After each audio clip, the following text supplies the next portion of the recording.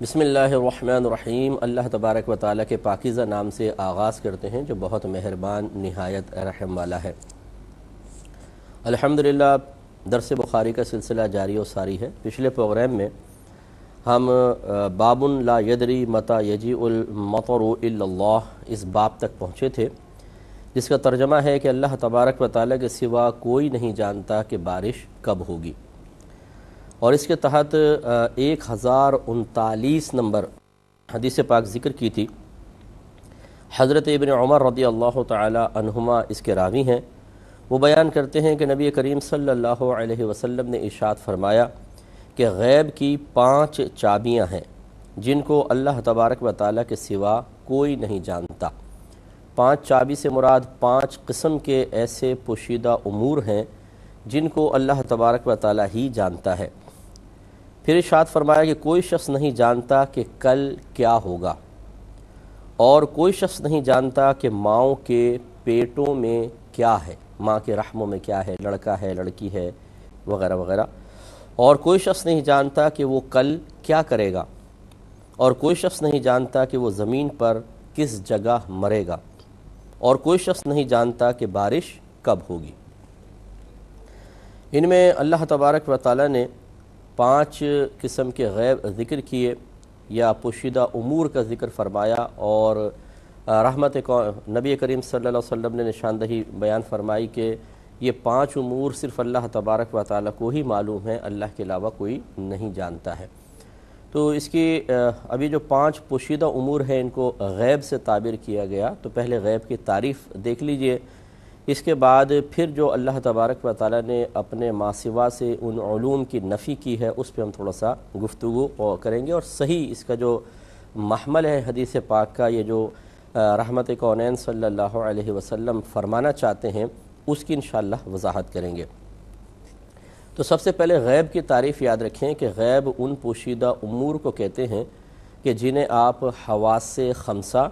اور عقل کے ذریعے نہ جان سکیں، صرف اللہ تبارک و تعالیٰ کی عطا سے اس کے نبی اور ان کے واسطے سے کوئی صحابی یا ولی بتائے، یعنی نبی بتاتا ہے یا صحابی یا ولی بتاتے ہیں، لیکن اللہ تبارک و تعالیٰ کے عطا سے، اللہ کے کرم سے، وہ چیز غیب ہے۔ اب اس میں پہلے حواس خمسہ کسے کہتے ہیں؟ حواس حاسہ کی جمع ہے، اور حاسہ سے مراد ایک ایسی صلاحیت اور خوبی ہے کہ جس کے ذریعے ہم دوسری چیزوں کو جان سکتے ہیں۔ چونکہ اللہ تبارک و تعالیٰ نے ہم میں اس قسم کی 5 صلاحیتیں رکھی ہیں، اور 5 کو عربک میں خمسہ کہا جاتا ہے، اور حاسہ کی جمع حواس ہے، اس لیے کہتے ہیں حواس خمسہ، یعنی 5 ایسی حصے، ایسی صلاحیتیں یا ایسی قوتیں، ایسی طاقتیں جن کے ذریعے ہم دوسری چیزوں کا ادراک حاصل کرتے ہیں، علم حاصل کرتے ہیں، دوسری چیزوں کو جان لیتے ہیں۔ اس میں نمبر 1 دیکھنے کی قوت ہے، ہم دیکھ کے جان لیتے ہیں، جیسے میں اس وقت اسٹوڈیو میں موجود چیزیں دیکھ رہا ہوں، آپ مجھے دیکھ رہے ہیں، تو ہم دور دراز کی چیزیں بھی دیکھ لیتے ہیں، سامنے کوئی چیز موجود ہوتی ہے اس کو دیکھ کر جان لیتے ہیں اس کمرے میں کیا کیا رکھا ہوا ہے۔ مثال کے طور پر اگر اندھیرا ہوتا تو ہمیں کچھ بھی نظر نہ آتا، لیکن جب سب کچھ سامنے ہے تو ہم دیکھ کے بتا سکتے ہیں۔ تو ایک تو دیکھنے سے علم حاصل ہوتا ہے، دوسرا سننے کی قوت۔ دیوار کے پیچھے آپ کا کوئی رشتہ دار ہے، قریبی رشتہ دار جس کی آواز آپ پہچانتے ہیں، وہ اگر کوئی جملہ بولے تو آپ فوراً بتا سکتے ہیں کہ دیوار کے پیچھے کون ہے، حالانکہ آپ دیکھ نہیں رہے، لیکن سن کر آپ نے جان لیا کہ دیوار کے پیچھے کیا ہے، اس کا مطلب ہے اس سے بھی علم حاصل ہوتا ہے۔ تیسرا سونگنے کی طاقت، کہ اگر کوئی آپ کی کہے آنکھیں بند کریں اور ایک آم آپ کی ناک کے قریب کرے کہ اس کو سونگ کے بتائیں کیا ہے، سونگ کے بتائیں، اور آپ سونگیں گے تو فوراً آپ جان جائیں گے، آپ کہیں گے یہ آم ہے، حالانکہ آنکھیں بند ہیں، آپ دیکھ نہیں رہے، لیکن سونگنے سے بھی چیزوں کا ادراک ہوتا ہے۔ ایک ہے چکر، کہ آپ کی آنکھیں کوئی بند کروا دے اور کہے اپنی زبان باہر نکالے، میں ایک چیز آپ کی زبان پہ رکھتا ہوں، بتائیں کیا ہے، اور پھر وہ آپ کی زبان پہ تھوڑا سا نمک ڈال دے یا چینی ڈال دے، تو آپ جیسے اس کو ذائقہ محسوس کریں گے آپ فوراً بتا دیں گے چینی ہے یا نمک ہے، حالانکہ آپ دیکھ نہیں رہے۔ اس کا مطلب ہے چکھ کے بھی چیز کو جانا جا سکتا ہے۔ 5ویں صلاحیت ہوتی ہے چھو کر، کہ اگر کوئی آپ کی آنکھیں بند کروا دے، آنکھوں پہ پٹی باندھ دے اور آپ کے ہاتھ میں ایک انڈا دے دے اور کہے کہ بتاؤ کیا ہے، تو آپ اس کو ٹٹول کے فوراً بتا سکتے ہیں یہ انڈا ہے، حالانکہ دیکھ نہیں رہے، آپ اس کی آواز نہیں سن رہے، آپ اس کو سونگ نہیں رہے، آپ اس کو چکھ نہیں رہے، لیکن چھونے سے بھی چیزوں کا ادراک حاصل ہوتا ہے۔ اور ایک ہوتا ہے عقل کے ذریعے کسی شے کو جاننا، ایک تو اس میں قیاس آرائی آ جاتی ہے۔ مثال کے طور پر آپ کے گلی کے کونے پہ ایک فقیر ہر روز صبح 8 بجے بیٹھتا ہے، آپ کے گھر میں مہمان آئے، صبح آپ جاگے، آپ نے کہا کہ دیکھو میں تمہیں اپنی ایک کرامت دکھاتا ہوں کہ آپ جا کر دیکھو، جیسے 8 بجے آپ نے کہا جا کر دیکھو ہمارے گلی کے کونے پر ایک فقیر بیٹھا ہوگا، تو اب انہوں نے جا کر دیکھا واقعی فقیر بیٹھا ہوا ہے، حالانکہ آپ گھر سے نکلے بھی نہیں، آپ نے بتا دیا، لیکن یہ کیا آپ اس کو یہ غیب کہلائے گا؟ غیب نہیں ہے، کیونکہ آپ نے قیاس کیا ہے، اپنی عقل سے اس چیز کو جانا ہے کہ روزانہ چونکہ آ کے بیٹھتا ہے، آج بھی بیٹھا ہوگا تو یہ اندازہ آپ نے کر کے بتایا اور وہ صحیح ہے نکلا، لیکن یہ غیب نہیں کیونکہ عقل سے آپ نے اس چیز کو جانا۔ ایسے ہی جتنے بھی ہماری ایجادات کے ذریعے ہم کسی شے کو جان لیتے ہیں وہ بھی غیب نہیں ہوتی، یعنی وہ پوشیدہ امور کو غیب نہیں کہتے۔ جیسے الٹرا ساؤنڈ کے ذریعے ماں کے پیٹ میں جان لینا کہ لڑکا ہے یا لڑکی ہے، کس پوزیشن میں ہے، تندرست ہے، بیمار ہے، اپاہج ہے یا کامل ہے، پورا ہم جان لیتے ہیں۔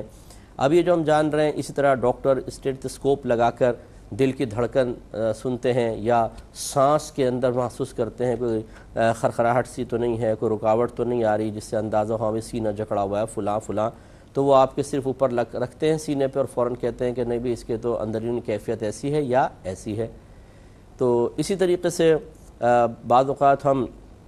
جیسے کمرے میں کوئی ریکارڈر لگا دیا ہے، اب آپ نہیں ہیں لیکن اس میں ریکارڈ ہو گیا، بعد میں آپ اس کو سنتے ہیں تو آپ بتا سکتے ہیں اس کمرے میں یہ ہوا تھا، میری غیر موجودگی میں یہ بات ہوئی تھی، لیکن کیا آپ نے یہ جب آپ کے پیٹھ پیچھے بات ہو رہی ہے آپ کی غیر موجودگی میں پھر بھی آپ اس کی اطلاع دے رہے ہیں کہ یہ غیب ہے؟ نہیں، کیونکہ آپ نے ایک آلے کے ذریعے ان کو جان لیا ہے۔ تو اب یہ جو غیب ہے بس وہ یہی ہے کہ حواس خمسہ اور عقل کے ذریعے آپ اس کو نہ جان سکیں، بلکہ اللہ تبارک و تعالیٰ کے نبی بتائیں یا ان کے بتائے سے صحابہ کرام یا اولیاء کرام بتائیں، اور نبی بھی از خود نہیں بتا سکتا۔ جو اس بات کا عقیدہ رکھے کہ کوئی بھی نبی ایک ذرے کا علم بھی اللہ کی عطا کے بغیر رکھتا ہے، وہ فوراً دائرہ اسلام سے خارج ہو جائے گا۔ اللہ تعالیٰ اپنے محبوبوں کو علم عطا فرماتا ہے۔ دیکھیں جیسے کہ قرآن عظیم میں سورہ جن آیت نمبر 26-27 میں اللہ تبارک و تعالیٰ ارشاد فرماتا ہے کہ عالم الغیب، اللہ تبارک و تعالیٰ غیب کا جاننے والا ہے، فلا یظہر علی غیبہ احدا، وہ کسی کو بھی غیب پر مطلع نہیں فرماتا۔ اس میں ٹوٹل نفی ہے، کسی کو بھی مطلع نہیں فرماتا۔ اس جملے کو اگر دیکھا جائے تو نبی بھی اس میں شامل ہیں، صحابہ کرام، اولیاء اعظام، مسلمان، کافر، ہر چیز اس میں شامل ہے۔ اللہ نے اپنے ما سوا کی نفی کر دی ہے، لیکن پھر آگے الا لے کر آئے۔ جب الا آتا ہے اگر ماقبل نفی ہو تو آگے اثبات ہوتا ہے۔ یہ قاعدہ ماشاءاللہ جو لغت پڑھتے ہیں وہ جانتے ہیں، اگر پیچھے مثبت ہے تو آگے منفی ہوگا، یعنی پیچھے اگر اقرار ہے آگے انکار، اور پیچھے انکار ہے تو آگے اقرار ہوتا ہے۔ تو گویا کہ پہلے تو اللہ نے سب سے نفی کی، لیکن بعض کا استثناء فرمایا، ارشاد فرمایا کہ الا من ارتضى من رسول، سوائے اپنے رسولوں میں سے جس کو وہ پسند فرمائے یا منتخب فرمائے۔ اس کا مطلب ہے کہ اللہ تعالیٰ کسی کو علم غیب سے نہیں نوازتا، لیکن اپنے رسولوں میں سے جس کو چاہتا ہے انہیں عطا فرما دیتا ہے۔ تو اس سے پھر علماء نے علم غیب کی 2 قسمیں بنائیں، ایک علم غیب ذاتی اور ایک علم غیب عطائی۔ گویا کہ اللہ تبارک و تعالیٰ کا علم ذاتی ہے، اور اللہ کے ما سوا کو اگر وہ علم حاصل ہوگا تو اس کو عطائی کہا جائے گا۔ ذاتی وہ ہے جو بغیر کسی کے دیے سے ہو، اور عطائی اسے کہتے ہیں جو کسی کے دینے سے حاصل ہو۔ اللہ تبارک و تعالیٰ کو کسی نے علم نہیں دیا، علم اللہ کی صفت ذاتی ہے، یہ صفات ذاتیہ میں سے آتی ہیں۔ صفات ذاتیہ انہیں کہتے ہیں کہ جن کی ضد کے ساتھ اللہ تعالیٰ کی ذات کو متصف کرنا بالکل شرعاً جائز نہ ہو، جیسے علم کے مقابلے میں جہالت ہے، اور جہالت سے اللہ تعالیٰ کو معاذ اللہ کبھی بھی متصف نہیں کر سکتے، کریں گے تو دائرہ اسلام سے خارج ہو جائیں گے، کیونکہ اللہ تعالیٰ ہر عیب سے پاک و صاف ہے۔ تو علم اللہ کی صفت ذاتی ہے، اور جو بھی اللہ کی صفات ذاتیہ ہیں ان کے بارے میں مطلب یہ کنفرم ہے اور یہ عقیدہ ہے مسلمانوں کا کہ جیسے اللہ کی ذات قدیم ہے، صفات بھی قدیم ہے۔ قدیم کا مطلب جو چیز ہمیشہ سے ہو، نہ ہونا کبھی اس ذات پر طاری ہوا ہی نہ ہو۔ تو اللہ تعالیٰ ایسا تو نہیں تھا کہ کبھی معاذ اللہ نہیں تھا پھر معرض وجود میں آیا، نہیں، وہ ہمیشہ سے ہے، ہمیشہ رہے گا۔ ایسی اس کی صفات بھی ہمیشہ سے اللہ کی ذات کے ساتھ ہیں اور ہمیشہ ساتھ رہیں گی۔ تو اللہ تعالیٰ کا علم چونکہ ہمیشہ سے ساتھ ہے تو اسے کسی نے نہیں دیا ہے، یہ کنفرم ہے، تو وہ علم غیب ذاتی کہلائے گا۔ اور نبیوں کو چونکہ اللہ تعالیٰ عطا فرماتا ہے اس لیے اسے کہتے ہیں علم غیبی، علم غیب عطائی۔ اگر کوئی اللہ کے لیے ایک ذرہ بھی عطائی کا مان لے تو کافر، اور اللہ کے ما سوا کے لیے ایک بھی ذرہ علم غیب مان لے بغیر اللہ کے عطا کے، جو ذاتی ہوتا ہے اس کو مان لے کہ علم غیب ذاتی ہے، تو بھی انسان دائرہ اسلام سے خارج ہو جائے گا۔ ایک بات یہاں مزید رکھیں کہ لفظ عالم الغیب کا، جب ہم لفظ عالم الغیب کہتے ہیں تو یاد رکھیں کہ یہ عالم الغیب کا ویسے لغوی معنی ہے یا لفظی معنی ہے غیب کا جاننے والا، لیکن ہمارے علماء فرماتے ہیں کہ عالم الغیب کا لفظ علم غیب ذاتی رکھنے والی ذات کے اوپر بولا جائے گا، لہٰذا نبی کریم صلی اللہ علیہ وسلم کو اس معنی کے اعتبار سے، اصطلاحی معنی کے اعتبار سے عالم الغیب نہیں کہہ سکتے۔ اللہ تبارک و تعالیٰ کی ذات عالم الغیب ہے۔ پھر مطلقاً اگر کہیں علم غیب لکھا ہو یعنی وداؤٹ اینی کنڈیشن، ذاتی عطائی کی قید کے بغیر، تو وہ علم غیب ذاتی مراد ہوتا ہے۔ اب اگر کسی اور شرعی دلیل سے ثابت ہو جائے کہ یہ علم غیب اللہ نے کسی اور کو بھی دیا ہے، تو جب اس ذات کا ہم ذکر کریں گے تو اس کے لیے اس علم غیب کو عطائی بھی مانا جا سکتا ہے۔ اس کے بارے میں یہ عقیدہ ذہن میں رکھیے کہ اللہ تبارک و تعالیٰ نے علم غیب اپنے نبی کو بہت عطا فرمایا۔ اگر ہم اپنے علوم کے اعتبار سے نبی کریم صلی اللہ علیہ وسلم کے علوم کو دیکھیں تو کوئی موازنہ نہیں ہے، کوئی مقابلہ نہیں ہے، اور رحمت کونین صلی اللہ علیہ وسلم کو اللہ تعالیٰ نے اتنے علوم کثیرہ سے نوازا ہے کہ جن کی کوئی حد ہم شمار کر ہی نہیں سکتے ہیں۔ ہمارے نزدیک ہماری طاقت اور وسعت کے اعتبار سے نبی کریم صلی اللہ علیہ وسلم کا علم لامتناہی ہے، لیکن جب اللہ تبارک و تعالیٰ کے علم کے مقابلے میں سرکار صلی اللہ علیہ وسلم کے علم کو دیکھا جائے گا تو حقیقتاً یہاں کوئی مقابلہ ہو ہی نہیں سکتا، کیونکہ مقابلہ وہاں ہوتا ہے جہاں دونوں چیزوں کو ہم شمار کر سکیں۔ یہ بڑا پہاڑ ہے، یہ چھوٹا پہاڑ، تو بڑا پہاڑ یقیناً اس کی ہمیں پہلے پوری مطلب پیمائش پتہ ہوگی، تو ہم ایک کو بڑا کہیں گے، ایک کو چھوٹا کہیں گے۔ اللہ تبارک و تعالیٰ کا علم لامتناہی ہے، لامتناہی کی متناہی سے کوئی ٹکر ہوتی نہیں ہے، کوئی مقابلہ نہیں ہے، کوئی موازنہ نہیں ہے، لہٰذا یوں نہیں کہہ سکتے کہ اللہ کا علم نبی کریم صلی اللہ علیہ وسلم کے علم سے معاذ اللہ اتنا زیادہ ہے جیسے سمندر کے مقابلے میں قطرہ، غلط ہوگا، کیونکہ سمندر بھی متناہی ہوتا ہے، اس کو شمار کیا جا سکتا ہے، بلکہ ہم یوں کہیں گے کہ اللہ تعالیٰ کا علم کی کوئی انتہائی نہیں ہے، اور نبی کریم صلی اللہ علیہ وسلم کے علم مبارکہ ایک انتہا رکھتا ہے۔ لیکن جب ہم دیکھتے ہیں اپنے نبی کریم صلی اللہ علیہ وسلم کے علوم کو اپنے علم کے مقابلے میں، تو ہم مطلب بالکل ہتھیار ڈال دیتے ہیں، اس کو کہتے ہیں کہ ہم کہتے ہیں کہ سرکار کا علم اتنا وسیع ہے کہ ہم تو اس کی علم کے عین تک بھی نہیں پہنچ سکتے، لیکن ہمارا اور سرکار کا علم عطائی ہے کہ اللہ نے عطا فرمایا ہے۔ اب ذرا یہ سمجھ لیجئے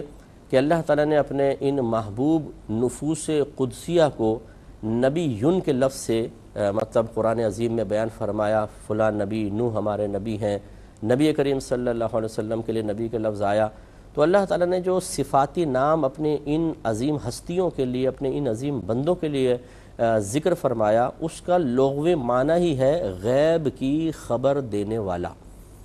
اس کا مطلب یہ ہوا کہ اگر کوئی یہ کہے کہ جی میں مطلقاً میں تو مانتا ہی نہیں ہوں کہ بس اللہ کے پاس علم غیب ہے اور کسی کے پاس نہیں ہوتا، یہ غلط خیال ہے، کیونکہ خود اللہ تعالیٰ نے اپنے نبیوں کے بارے میں یعنی اپنے ان محبوب بندوں کو جو صفاتی لقب عطا فرمایا، صفاتی نام عطا فرمایا ہے، وہ ہے ایک نبیون، ان میں سے سب میں سے ایک نبیون بھی ہے، اور نبیون کا معنی ہے غیب کی خبر دینے والا۔ اگر یہ غیب کی خبریں نہ دیتے تو اللہ تعالیٰ ان کے لیے ایسا نام ہی نہ رکھتا کہ بعد اللہ اگر کوئی یہ کہے کہ غیر اللہ کے لیے کسی بھی قسم کا علم غیب ماننا، چاہے ذاتی عطائی، وہ شرک کی طرف لے جائے گا، تو اللہ تعالیٰ نے ایسا صفاتی نام ان کو کیوں دیا کہ ہمارا ذہن شرک کی طرف جائے معاذ اللہ ثم معاذ اللہ؟ تو اس لیے یاد رکھیں کہ نبیوں کو علم غیب ہوتا ہے، لیکن اللہ تعالیٰ کی عطا سے ہوتا ہے۔ اور اگر کوئی یہ کہے کہ جی نبی کو اگر نبی کے لیے علم غیب مان لے تو وہ غیب کہاں رہا؟ غیب تو پوشیدہ چیز کو کہتے ہیں، اور جب نبی کو معلوم ہو گیا تو وہ غیب نہ رہا، تو وہ تو ظاہر ہو گیا۔ تو اگر یہ اعتراض کیا جائے تو اس کا جواب یہ ہوگا کہ اللہ تبارک و تعالیٰ کو علم غیب ہے یا نہیں؟ اگر آپ کہیں گے ہے تو بتائیے اللہ تعالیٰ پر کون سی شے پوشیدہ ہے؟ اللہ تعالیٰ پر تو کائنات کا ذرہ ذرہ کوئی چیز نہیں پوشیدہ ہو ہی نہیں سکتی اللہ تعالیٰ کے لیے۔ تو اگر یہ قاعدہ ضابطہ بنا لیا جائے کہ اگر آپ یعنی کوئی بھی شخص اگر غیب پر مطلع ہو جائے تو وہ چیز اس کے حق میں غیب نہیں رہتی ہے یا غیب رہتی ہی نہیں ہے، تو پھر اس کا مطلب ہے کہ پھر اللہ تعالیٰ کے لیے علم غیب ماننا یا اللہ تعالیٰ کی طرف علم غیب کے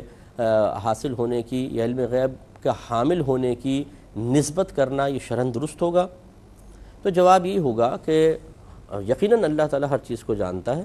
اور اس سے کوئی بھی چیز غائب نہیں ہے، لیکن جب ہم اللہ تعالیٰ کے لیے اس قسم کے امور کو غیب کہہ کر منسوب کرتے ہیں کہ اللہ تعالیٰ ان غیوب پر واقف ہے، تو وہ اللہ کی ذات کے اعتبار سے نہیں ہوتا، وہ دوسروں کی ذات کے اعتبار سے ہے، یعنی جو ہمارے حق میں غیب ہیں اللہ تعالیٰ ان کو جانتا ہے۔ ایسی اگر اب نبی کو غیب بتا دیا جائے تو نبی کو پر تو انکشاف ہو گیا کہ کیا کیا چیزیں پوشیدہ ہیں، جتنا اللہ نے ان کو علم دیا وہ چیزیں اس کے سامنے ظاہر ہو جاتی ہیں۔ اب بھی اگر ہم یہ کہتے ہیں کہ نبی کو علم غیب ہے تو وہ اپنے اعتبار سے کہتے ہیں کہ ہمارے لیے غیب ہے اور نبی کریم صلی اللہ علیہ وسلم کو اس کا علم دیا گیا، تو یہ اعتراض بھی مناسب نہیں ہے۔ پھر آپ یہ دیکھیے خود قرآن عظیم گواہی دے رہا ہے، اللہ تعالیٰ فرماتا ہے الف لام میم ذالک الکتاب لا ریب فیہ ھدی للمتقین الذین یؤمنون بالغیب، کہ الف لام میم یہ وہ ذیشان کتاب ہے جس میں شک کی کوئی گنجائش نہیں، یہ متقین کے لیے باعث ہدایت ہے۔ اب ان متقین کی چند نشانیاں اللہ نے جو ذکر فرمائی ان میں پہلی ہے الذین یؤمنون بالغیب، وہ لوگ جو غیب پر ایمان رکھتے ہیں۔ ایمان یقین کا نام ہے، اور یقین ہمیں غیب پر یقین کا مطلب کیا ہے کہ ہمارا دل تصدیق کرتا ہے، گواہی دیتا ہے کہ ہاں یہ غیب ہے، یہ چیزیں جو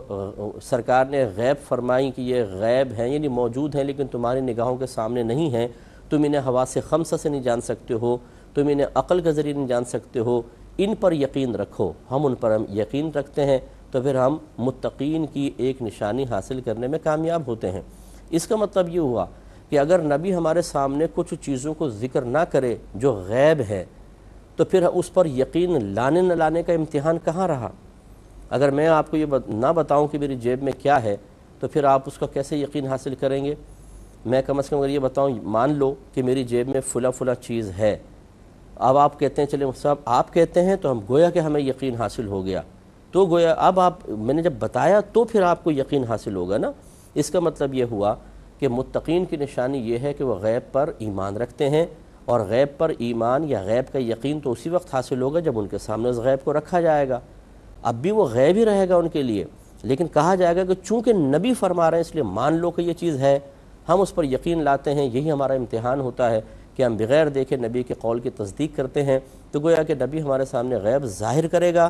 اس کی حقیقت تک ہم پہنچ سکیں نہ پہنچ سکیں، جس غیب کا ذکر کر رہے ہیں اسے ہم حواس خمسہ سے اب بھی جان سکیں یا نہ جان سکیں، لیکن ہم یقین لاتے ہیں، ہم یقین کرتے ہیں، اس پہ ایمان لاتے ہیں کہ ہاں وہ چیز ہے۔ اسی کا نام ہے ایمان اور یقین، اور وہ جو نبی ہمیں بتا رہا ہے وہ ہے غیب۔ اب اگر نبی غیب ظاہری نہ کرے اس وجہ سے کہ نبی کو علم نہیں ہوتا تو پھر یقین کس چیز پہ کریں گے؟ تو اب دیکھیے کہ اللہ تعالیٰ کی ذات غیب الغیب ہے، ہم نے اپنی آنکھوں سے نہیں دیکھا، کانوں سے نہیں سنا، کوئی اس کی خوشبو وغیرہ نہیں ہے، کوئی ہم نے اس کو معاذ اللہ چک کر نہیں دیکھا، چھو کر نہیں دیکھا، کوئی آلہ ایجاد نہیں ہوا ہے، ہم مانتے ہیں ہمارے نبی نے فرمایا غیب ہے، اللہ تعالیٰ ہے، مان لو، ہم اس پر ایمان رکھتے ہیں۔ اس لیے نبی تو آتا ہی اس لیے ہے کہ چند غیوب ہمارے سامنے ظاہر کرتا ہے اور اپنی نبوت کی دلیل کے طور پہ پیش کر کے کہتا ہے کہ ان پر ایمان لاؤ یا ایمان لانا معتبر ہے، لہٰذا نبی کے واسطے سے ہمیں بھی بعض غیوب کا علم ہوتا ہے۔ اللہ تعالیٰ عمل کی توفیق عطا فرمائے، سمجھنے کی توفیق عطا فرمائے، آمین۔ وآخر دعوانا الحمدللہ رب العالمین۔